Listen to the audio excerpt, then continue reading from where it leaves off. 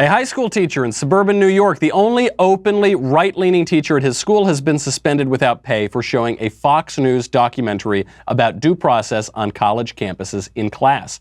The story has been gaining media attention over the past week, and it has a personal dimension for me because he was my teacher. He was the teacher at my school. We will speak with Mike Poplardo about his suspension and what it means for teachers and students around the country. Then more stolen valor from Nathan Phillips emerges. A CNN contributor compares a MAGA hat to the KKK hood. And Alexandria Ocasio-Cortez proves herself to be the only honest radical. Finally, the mailbag. I'm Michael Knowles. This is The Michael Knowles Show.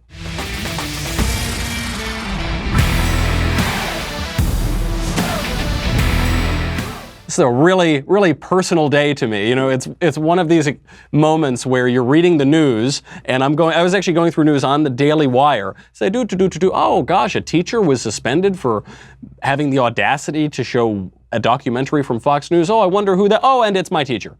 Okay, and it's the one conservative. It's not like the guy was, wearing a Make America Great Again hat in school. He just showed both sides of the political aisle, which frequently does not happen in education. We'll speak to him. I can't wait to bring him on. What they're doing to him is awful, and it's not just him. This is happening to teachers around the country, and it leaves students poorly educated when teachers with different views of politics and history are kept out. It leaves them poorly educated. It also leaves them feeling as though their political views could get them lower grades, could hurt them in school, could make them face punishment. It's a really, really serious thing. So he'll come on. First, let's make a little bit of money, honey, with Purple Mattress. You know how I love purple. So today at, 1:30 in the morning Pacific time, I woke up and I did a news hit on one of the morning news shows. So I drag myself out of bed, and I come back, I get to sleep for an hour or so. In the old days, I could never get back to sleep, but I have a Purple mattress, and Purple mattress is the greatest mattress I've ever used, lulled me back to sleep, and I truly feel so much better every day because I sleep on it. Even sweet little Elisa likes it. It basically saved our marriage, I don't bring that much to the table here, but at least I can bring a Purple mattress, and that's something. So it's not quite a memory foam. It's not an inner spring mattress. It's this new technology. They invented it. It was invented by a rocket scientist, and it's just fabulous. It's firm and soft at the same time. How is it? I don't know. Couldn't tell you. I'm not a scientist. I just talk into a camera for a living. It's really, really good. The Purple mattress will feel different. It will feel unique, and it's very breathable and sleeps so cool. 100-night risk-free trial. If you're not fully satisfied, you can return it for a full refund, but you won't do that. You will love it. Backed by 10-year warranty, free shipping and returns. You're going to love it. Right now, my listeners get a free Purple pillow with the purchase of a mattress. That's in addition to the great free gifts they're offering site-wide. Text COVFEFE, C-O-V-F-E-F-E, to 474747. The only way to get this free pillow is to text COVFEFE, C-O-V-F-E-F-E, to 474747. C-O-V-F-E-F-E, 474747. Message and data rates may apply. That's just life. You've got to pay your message and data rates.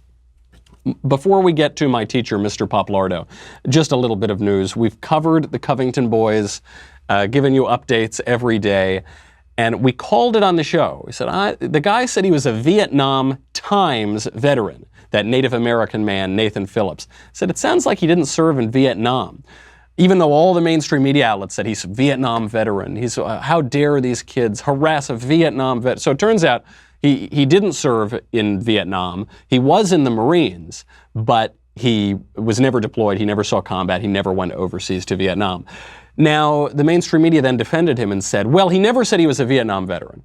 He never said that he went overseas. He said he was a Vietnam Times veteran, which is technically correct. That is, except he's also claimed to be a veteran who was in the theater in Vietnam. I'm a Vietnam vet. I served in the Marine Corps 72 to 76. I got discharged May 5th, 1976,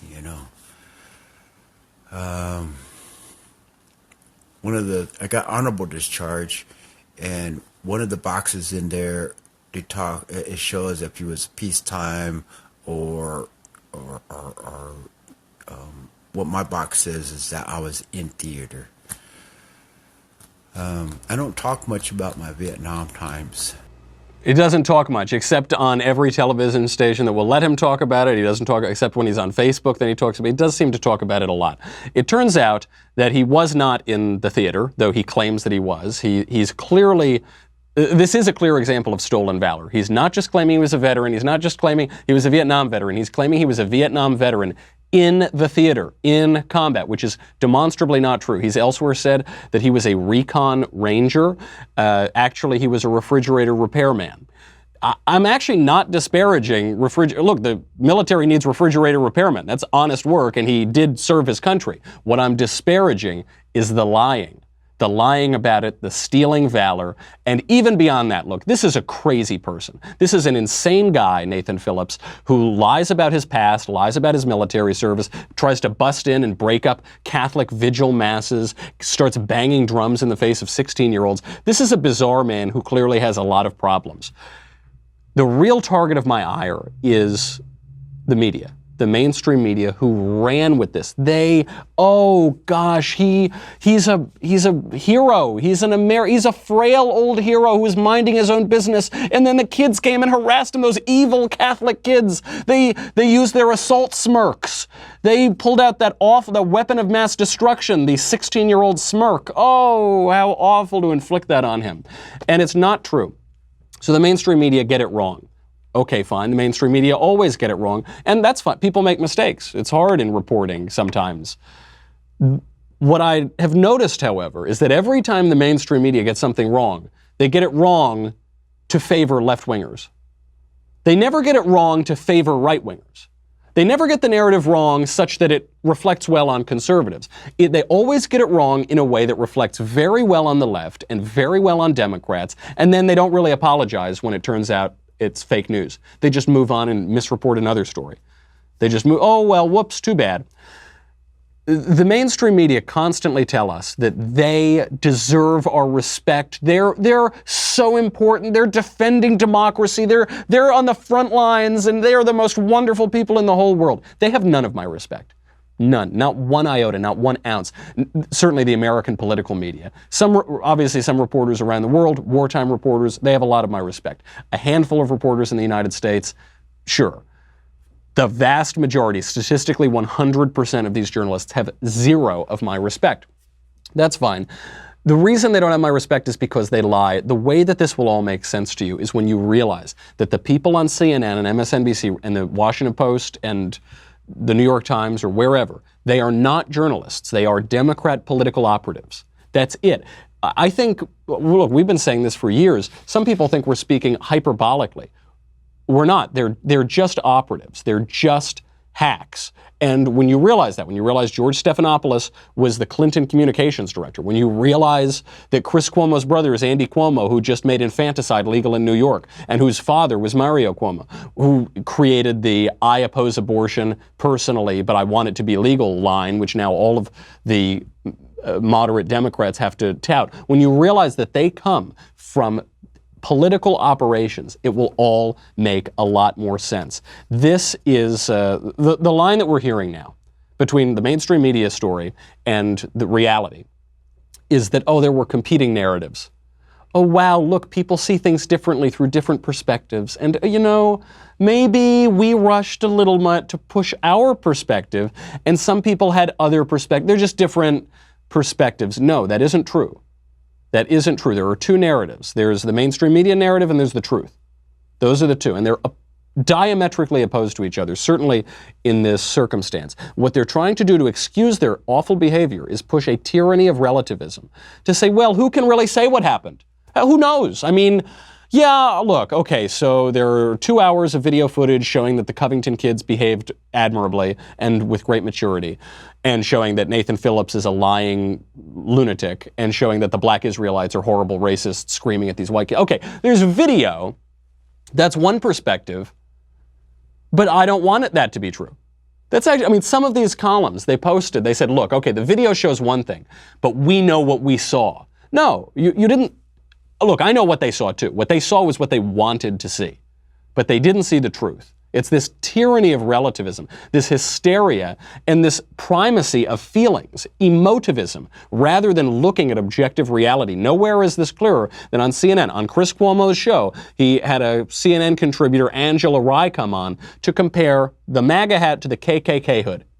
But this Make America Great Again hat is just as maddening and frustrating and triggering for me to look at as a KKK hood. Like, that is the type of hatred that his policies represent. And until we can have common ground and understanding about that, that it's that triggering, we're going to continue to have problems. It's very triggering for her. She thinks of the MAGA hat as the KKK hood. She says, as long as that's the case, we're going to have problems. Right, there is a problem, but that's a you problem. That's an Angela Rye problem. That's a left problem. It's not my problem that Angela Rye lives in a fantasy world. That's not my problem. Angela Rye's feelings are not my problem. The fact is, a MAGA hat is not a KKK hood, in part because the MAGA hat represents the Republican Party and the KKK hood represents the Democrat Party. There's nothing racist about making America great again. It's been a Republican slogan now for 40 years. Nixon used it. Reagan famously used it. She says that she can't be friends in this clip with or in this interview rather. She can't be friends with certain conservatives. If people wear the hat, she can't be friends with them. That's a you problem. Sorry, darling, okay? I mean, grow up. I can't make you grow up. I can't resolve your daddy issues, okay? That's not up to me. Not only am I unwilling to do it, I actually can't do it. You can't. People will order themselves toward virtue. They will order themselves toward discipline. They will order themselves toward recognizing a moral standard. Or those standards will be imposed from above by the government or by some giant oppressive force. That's the way it's going to happen. All of the founding fathers wrote about this, especially John Adams and Hamilton and a lot of the Federalists. They wrote about how if the people loses its maturity, its sense of discipline, its virtue, its moral understanding, its religiosity, its humility, if the people loses that, it's all sunk. We're all sunk. We just end up with this. I can't argue with Angela Rye's feelings. They're her feelings. I can just point to reality. And when you look at the reality of that video, those 16-year-old Catholic school kids were not the KKK. They're not. I'm sorry. If maybe Angela Rye needs to talk it over with her therapist or something. I'm not a therapist. I just talk about politics. I just try to advance a conservative agenda, which is based in reality. It's based in objective reality, not subjective fantasy. We've got a lot more to get to, but first, let's make a little money with Boll and Branch. Boll and Branch sheets they're the second answer. So once you get that wonderful mattress, then you can't just sleep on a mattress. You need to get nice sheets. I got to tell you, when I was a bachelor, I would only buy the cheapest sheets because I was a cheapskate and it'd be like sandpaper. I didn't realize that there were gradations of sheets. I am now sold. I am like forever into really, really nice sheets. It totally changes everything. Look, if you're like me, you spend 28 hours of the day in bed, so you want to be comfortable for that. Getting a great night's sleep is easier and more affordable than you think. Everything Boll and Branch makes, from bedding to blankets, is made from pure 100% organic cotton. They start out super soft. They get softer as time goes on. Usually when you buy luxury sheets, you can spend up to $1,000 in the store. Boll and Branch cuts out the middleman. They're only a couple $100. Everyone who tries them loves them. They have thousands of 5-star reviews. Forbes, Wall Street Journal, Fast Company are all talking about Boll and Branch. Even 3 U.S. presidents sleep on Boll and Branch sheets. That's pretty impressive. Shipping is free. You can try them for 30 nights. If you don't love them, send them back for a refund, but you will not want to send them back. To get started right now, my listeners get $50 off your first set of sheets. It's a lot of money. I'm giving you $50. You should enjoy that. You should thank me for that. Write into the mailbag and thank me. $50 off your first set of sheets, bollandbranch.com, promo code Michael, M-I-C-H-A-E-L. Boll and Branch today, $50 off your first set of sheets, B-O-L-L and branch.com, promo code Michael, M-I-C-H-A-E-L. bollandbranch.com, promo code Michael. You might think that the world is ending. You might think that we're living in an upside-down world. I have to give a compliment to Alexandria Ocasio-Cortez. Alexandria Ocasio-Cortez is the only Democrat to vote against reopening the government. That's the headline. All the Democrats voted for it, other than Alexandria Ocasio-Cortez. She voted against it because it funds immigration and customs enforcement. And she said she doesn't want to fund immigration enforcement. She wants to abolish immigration enforcement. And so she voted against it. At least she's honest. At least she's the only honest radical in the Democrat Party. Look, Nancy Pelosi and all those other Democrats didn't really vote to reopen the government. President Trump has been clear. You have to fund with $5 billion out of a budget that's over $4 trillion, nearly $4.5 trillion. $5 billion for border security. You've all already voted for the border wall. Schumer, Hillary Clinton, Barack Obama, all these major Democrats voted for the border wall 12 years ago. Now they're saying it's immoral, it's ineffective, it's costly.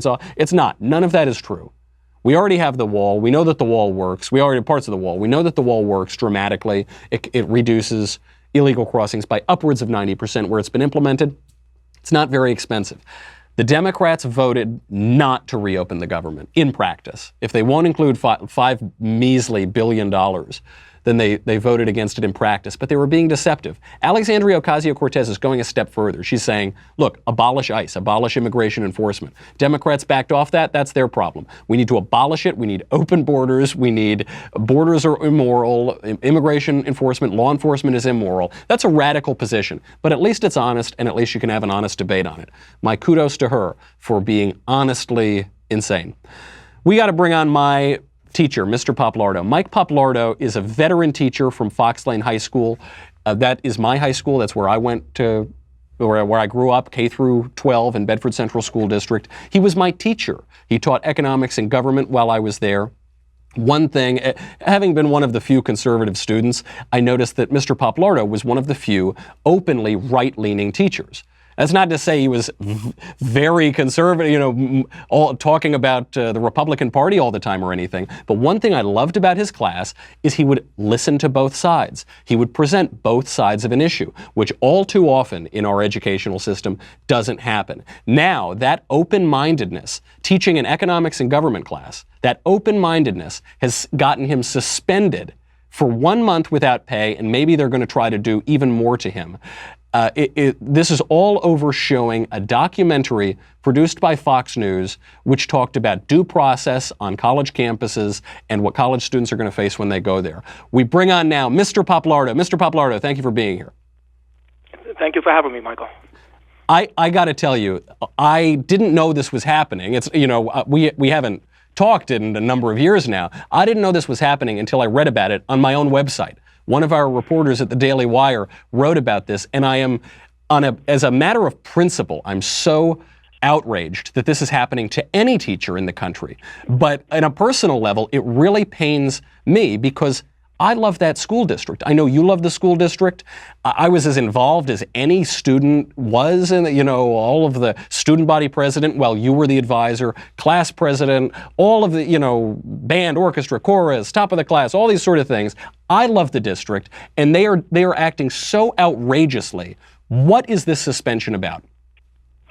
All right, first, I'm so glad that you started with that because I want to make it clear that I love the families and students at the Bedford Central School District. They are great. I've appreciated every one of my 29 years working as a Fox Lane High School teacher.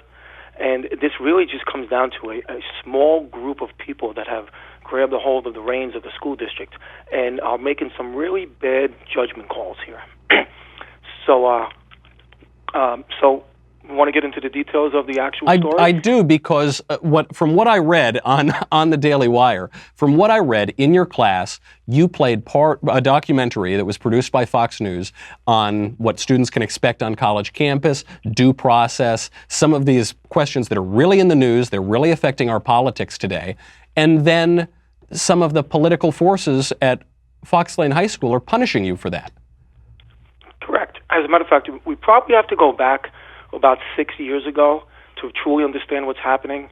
So about 6 years ago, I went from being a closet conservative, secretly listening to Rush and Hannity, and occasionally using Fox News, program it as an instructional device, to becoming outed, so to speak, because I was now serving as the Fox Lane High School Republicans Club advisor. That's when the way I was treated by some, and a relatively few, Bedford Central School District and Fox Lane High School leaders started to change the way they treated me. So fast forward to last May. And what we have 12th graders getting ready to leave Fox Lane High School. And as I and many other teachers often do, in late May, with only a few days left to the school years, class days that is, we start planning what some of us, including me, call bridge lessons. The types of things that will get kids to be able to make the transition from the Bedford bubble to the next part of their life, which is likely going to be college, the military, the world of work. And that plan, that type of lesson, is not very uncommon. I've been doing it for 27 years. What changed this time, however, was a few things. One, the 2-day lesson included a Fox News documentary. Two, there's a new superintendent that had not yet even finished his second year in the school district, and in my opinion, had not yet assimilated into the Bedford Central School District family culture. Three, there was a new principal that also was new to the school district and had not yet completely assimilated into the Bedford Central School District. As a matter of fact, those two gentlemen that I just spoke are still commuting to Bedford. They haven't moved their family into the district. So they're just coming in from outside somewhere. Because this, what surprised me so much about this story is, at least when I was there, I guess I just hosted my 10-year high school reunion. I guess when I was there, I felt I was obviously much more conservative than anyone in the district, but I didn't feel that it was some oppressive environment. I didn't have a chip on my shoulder. I didn't feel that people were out to get me or anything. But what you're saying is the new leadership has just come in, and they're clearly, just if you look at the timeline, they're what precipitated some of this change. Yes, absolutely. It's kind of a perfect storm. You add into the fact that we have some new to the district commuters spending their professional time on campus, but their personal time far away from campus. Add to that there was a conservative teacher at the center of all this, and boom, we have an explosion. And the explosion is charges drawn up against me demanding a 6-month unpaid suspension from Fox Lane High School in what would be my 30th year, just 1 year away from me being eligible to fully retire and collect my full pension. It's absurd that was what they demanded. Again, the alleged crime is showing a Fox News documentary to 12th grade students and providing a 60-minute discussion period to debrief that video. I wonder what would have happened if you showed a documentary from CNN, or I wonder what would have happened if you were the advisor to the Young Democrat Club in that high school. I think they probably would have given you a raise. I think I would at least get a slap on the back and maybe a picture on the website. That's amazing. It's unbelievable, and it's such an outrage. I was just thinking, when I was in your class, all of these students really liked you, left and right. I mean, I think I was one of 3 conservatives, maybe that. So most are on the left, obviously. But what's so astounding about this is the parallel that you see at colleges now, because we all know that the college campuses have really decayed into a politically toxic environment. And a lot of it is because they're bringing in these outside deans and assistant deans and assistant deputy deans of inclusion and political ideology. And they come in and they stir up trouble, and they try to be politically divisive and push their own political agendas.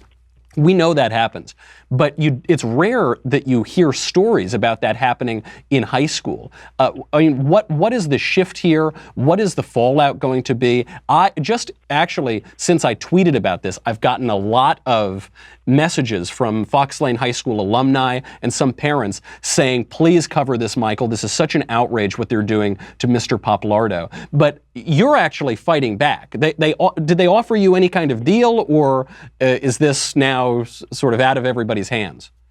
I am so glad you brought that up, because the superintendent issued a 2-page press release, and in it he lied about the settlement that was offered, and challenged or implied to the public that I refused to take what was a reasonable settlement offer. So let me describe what the real offer was and why I refused it. So first of all, the real offer was that I would agree that removing me as the JV girls soccer coach should not be challenged, that was the right thing to do because of this Fox News documentary. Number 2, that I should agree to be removed from the JV softball coach, agree to be removed as the advisor to 2 clubs. So agree to all that, waive or release the district from pending or future litigation, and that was absolutely unacceptable. Now, so they're saying basically shut up and take a huge, because when you're coaching coaching sports or you're advising clubs, that comes with some money. So they're saying take a pay cut and shut up, and maybe we'll let you keep your job. Yes, and it's even worse than that. The reason they knew, and they should have known immediately, there was no way I was going to accept that, is because anyone that knows me knows that I'm a person that's unyielding with my sense of morals and ethics.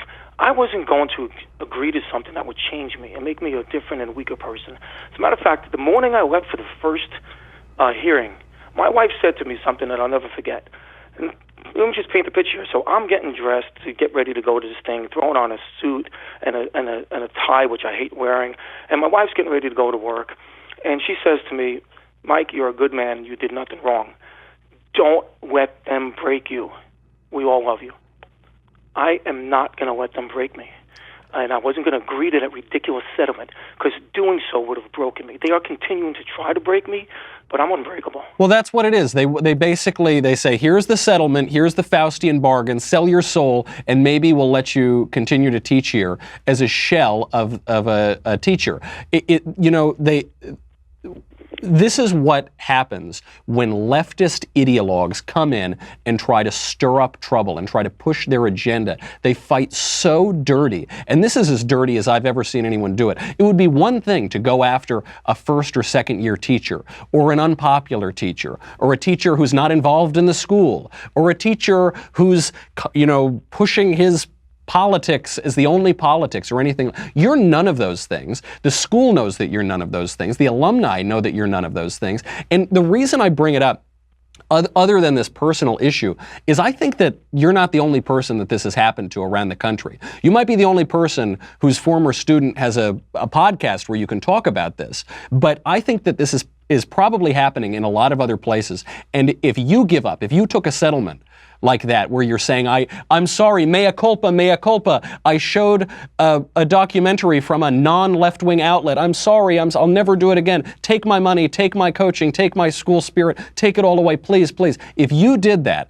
it would be so demoralizing to other teachers who are facing this problem, and moreover, it would be demoralizing to students who maybe are independent or right-leaning or conservative. You were advising the Young Republican group. What is the sense among the students?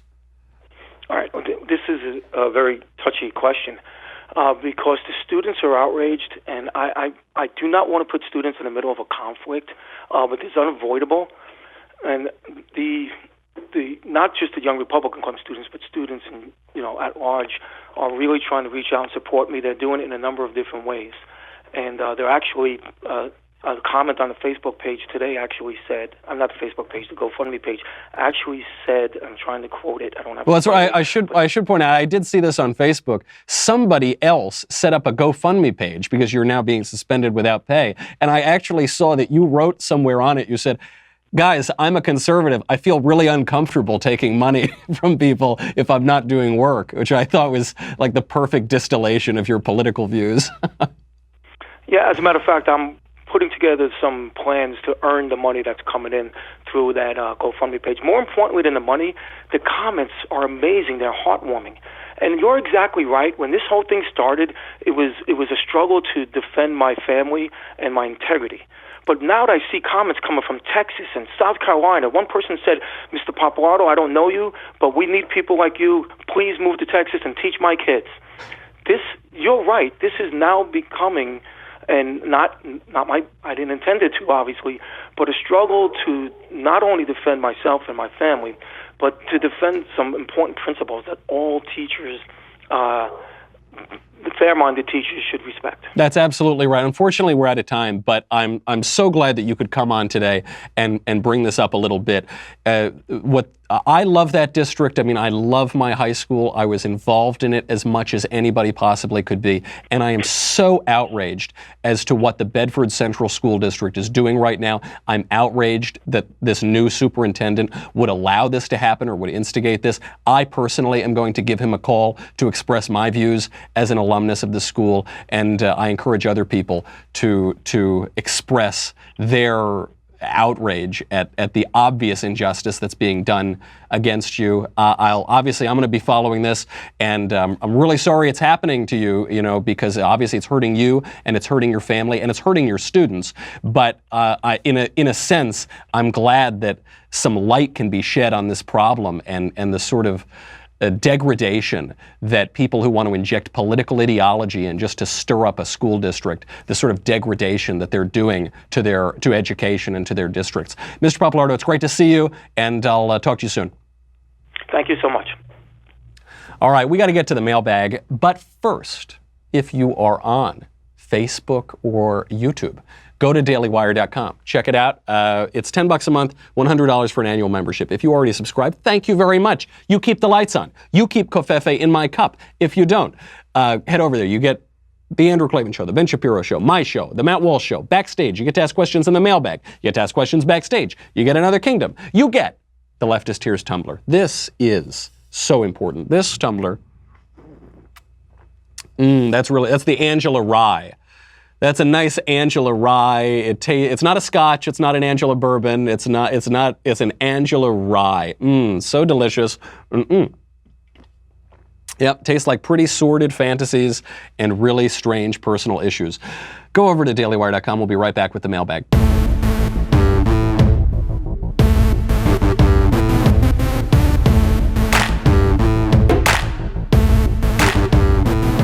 All right, we're getting through them today. I always take too long, so I'm going to try to fly through them. From Paula. Listen, Michael, I don't usually bother to write to anybody about this, but I like you, and I think you can go far in life. It's the students are all right, 2 words, not the students are all right, ALRIGHT, XOXOXO. I did an episode a few days ago called The Kids Are All Right, ALRIGHT. You're correct about how to spell the word all right. However, where you are incorrect is that the reference that I was making is to a song by The Who called The Kids Are All Right, which spells the word, albeit incorrectly, ALRIGHT. I appreciate your concern and your attention to grammar, but the reference was to pop culture, which so often gets language wrong. From Nicole. Hi, Michael. Do you have any opinions on the drinking age in the U.S.? I'm currently in college, and I see 18 to 20-year-olds go to outrageous parties, constantly putting themselves in dangerous situations simply because they want to drink. Most friends I ask say they would prefer to have a safer night drinking with a close group of friends if they were able to just buy alcohol themselves. Would you argue for a drinking age of 18, or do you think the drinking culture in America is not suitable for an age that young? Thanks. I 100% support a drinking age of 18. I think it's absurd that the drinking age is 21. I certainly drank at 18. I know everybody else that I knew drank at the age of 18. Just about. You can serve your country at the age of 18, but you can't have a drink. That is so absurd. And if you were going to all those outrageous parties where people are putting themselves in dangerous situations, you may have seen me there. I don't know when you were in college. If it was around the same time, maybe we saw each other. I'm sorry if I was drinking too much. I like beer. I still like beer. And more importantly, it's important to teach kids how to drink responsibly. I come from an Italian family. Italian families let you have wine at dinner sometimes, from when you're like 7 years old onward. And what this teaches you over time is how to drink responsibly, what your limits are, how to drink so that you don't get drunk. If you do get drunk, to know how to stop and be safe about things like that. And that's very important. When I got to college, a lot of the people there, a lot of my friends, had never been allowed to drink even a sip of alcohol in their lives. They're the ones who went to the hospital. They're the ones who went to the health centers. They're the ones who got into a lot of trouble. Whereas if you've had some experience and you know your limits, maybe you push your limits a little too far sometimes, but you're able to just be a little more safer and a little more mature. I'm also of the opinion that if you raise kids with respect and you raise them with expectations that are mature and expectations of people to behave in a civilized and adult way, they're more likely to rise to that expectation. I've just seen that anecdotally, so you bet. 18-year-old drinking age, cool for me. From Austin. Hello, Michael. I recently watched your panel from Politicon, and at one point you were accused of being inconsistent because you're pro-life and for the death penalty.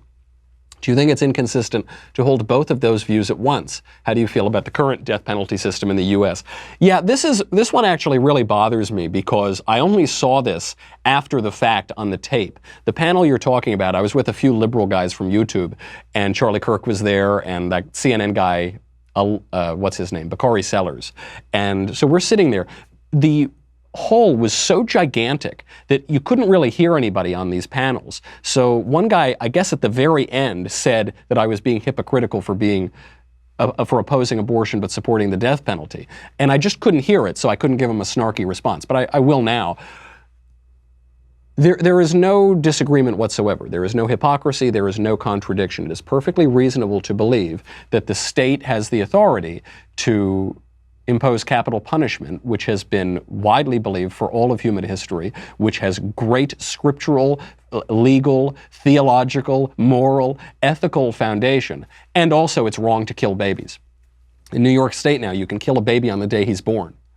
Just right before he comes out of the womb, you can snip, and you can kill that baby. You can commit infanticide in New York. That's obviously very wrong. The reason that this is wrong is because it's an innocent little baby, and an innocent little baby is very different than a convicted murderer who has had the right to due process. But if you're looking at for just some little legal mechanism, due process would be one of them. You can kill people the state at least can kill people with due process. That innocent little baby hasn't committed any crime. He certainly hasn't had a trial by a jury of his peers. He hasn't been convicted. He hasn't been given any sort of due process. But of course, beyond that, we know that capital punishment has three purposes. Retributive, which is just punishing the criminal because he's committed an injustice. Then there's the deterrent effect, to deter people from committing future crimes. And then there's the rehabilitative effect. This obviously starts to go away when you're talking about killing the criminal. However, as Dr. Johnson famously observed, hanging concentrates the mind. When a man knows he's to be hanged in a fortnight, it concentrates his mind wonderfully. There is a little rehabilitative effect, at least, to that. Retribution is the purpose of criminal justice. It's about justice. It's not just about rehabilitation. That's what it's about. They've committed a crime, and now they are able to be killed. Only the left could confuse a convicted murderer, convicted rapist with an innocent little baby. They confuse it because they're being obtuse, because they want to confuse it, because they want to put their heads in the sand.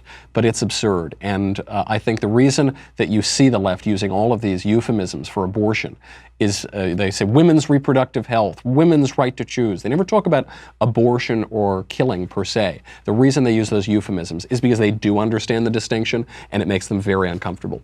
From William, Michael Knowles is a critic of modernity, a history buff, and a staunch papist. What is your take on monarchism? The Catholic Church has canonized several kings, such as Stephen of Hungary and Fernando III, while the famous Catholic philosopher St. Thomas Aquinas concluded that monarchy was the best form of government. Perhaps it is true. After all, our Lord is himself the King of Kings. As an American, a Republican, and a Catholic, what do you make of monarchism? Thanks in advance. Depends on the monarchy. I don't know. Which monarchy are we talking about? Politics is very important when in its particulars, in its tradition. We don't have a tradition of a monarch in America. It would be very strange to impose a tradition of a monarchy. Now, some of the Federalists wanted a monarchy when the country was being founded. Perhaps they could have done that. Perhaps that would have not succeeded. James II of England is a great monarch. I support that monarch. Certain monarchs gain monikers like the Terrible, Ivan the Terrible or whatever. Those might not be great monarchs at all. The form of government depends on history and tradition and the culture of the people. There are some universalists political universalists who say a particular form of liberal democracy is the only legitimate form of government that has to exist in every single place.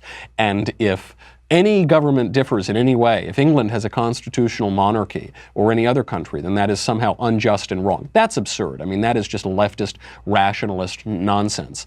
One reason why it's probably good we don't have a king in America is because we have such an ethic of liberalism and democracy and egalitarianism that, I don't know, if we made Alexandria Ocasio-Cortez our queen, I'd probably finally move up to Canada, and then Elizabeth would be my queen. But people who take that universalist approach to politics are being too simplistic about it, and they're being too narrow, both as a matter of time and as a matter of political philosophy. From David. Hail the King of Trolls! Given the controversy surrounding the Covington Catholic students, what would your reply be to one of the protesters' words that the white students go back to Europe? Oh, that's right. One of the guys with that Indian phony, Nathan Phillips, he yelled, "Go back to Europe." My reply would be no. I'm not from Europe. I was born in America. America is my native land. I'm a Native American. I'm just as much a Native American as any of those guys are. This issue of stealing land, this is the new line. America's stolen land. Stolen from whom? Who's it stolen from? I guess technically, most immediately, it was stolen from the British. And then the British stole it from the Dutch. And then, I don't know, the Iroquois stole some land from a lot of their neighbors. The Comanches stole land from the Apache. The Lipan Apache stole land from the Cheyenne. I don't know, the Aztecs expanded pretty quickly. Who did they steal land from? Whose land is it? That's absurd. That's a ridiculous question. Nathan Phillips standing there in the middle of our nation's capital saying, this is our land, go back to Europe. I'm not from Europe. You go back to Europe. Go, enjoy Europe. Have a good time. See if they deal with your Looney Tune drum banging in their face. Go move to Italy. See what happens if you bang a drum in the face of some Italian guy. Not going to end well. From Andrew. Hey, Michael. Right now, if the pro-life movement were to succeed, would we not have a major problem on our hands dealing with underage girls getting pregnant from failing with safe sex? Which I think is the lead cause of all, or at least most of the abortions in this country. No, we wouldn't, and no, that is not the lead cause of abortions in this country. According to the Guttmacher Institute, which is a pro-abortion research institute, it used to be part of Planned Parenthood, the vast majority of abortion patients are in their 20s.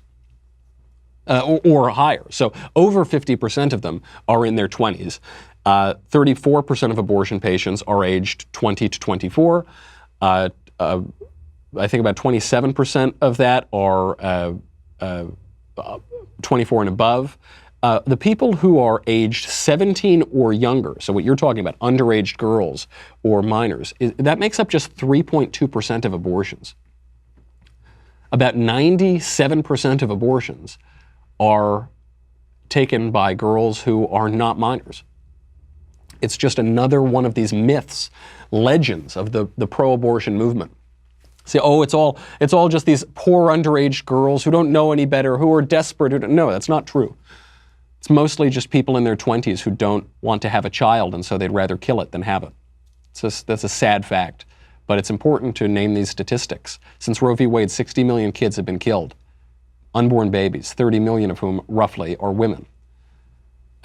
It's important to point out the reality of abortion versus the myth. They say, oh gosh, before Roe versus Wade, 5,000 to 10,000 women a year would die from back alley abortions. That's not true. The guy who came up with that statistic, who was the founder of NARAL, Dr. Bernard Nathanson, admitted that was a total lie. The actual number, which we have from the CDC, is that 39 women died that year from illegal abortions, and 24 women died that year from legal abortions. And statistically speaking, because abortion was still illegal in 30 states, it was just as dangerous to get a legal abortion as it was to get an illegal abortion. A lot of lies. The pro-abortion movement is made up of lies. It's based on lies, and it's advanced by lies. And I think those lies are finally being exposed. They're being exposed by the sonogram, most importantly, and they're being exposed by statistics. From Michael. Hi, Michael. Hi, Michael. Like another subscriber said, I came for Ben, but stayed for Michael. That's very nice. In your podcast about the State of the Union, I got the impression that you don't like Thomas Jefferson.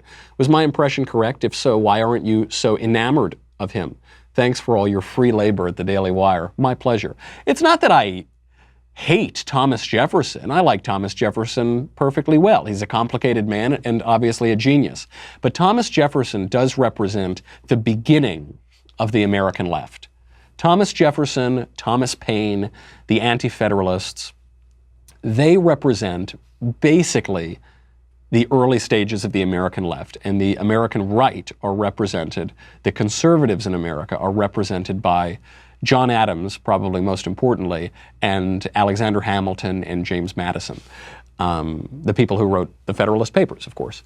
That is a distinction. And when you hear of Thomas Jefferson writing about how we should have a revolution every dozen years and how the tree of liberty must be quenched in the blood of patriots and tyrants, when you hear him writing all of these Tom Paine-like screeds, you just think that this is a guy who has gotten lost in the ideology of rationalism. This is a guy who supported the French Revolution, which of course led to the guillotine, led to the terror. He's a guy who just went a little bit wrong in his ideology. So I still love him. He's still a father of the country. But as far as the philosophical founders of the country, of our Constitution, and of the good parts of American philosophy and our doctrines, that goes to the Federalists. Okay, we got a lot more to talk about, but unfortunately, we're out of time. Have a good weekend. Enjoy. Check out Another Kingdom. We got the audiobook of that coming out soon. In the meantime, I will see you on Monday. I'm Michael Knowles. This is The Michael Knowles Show.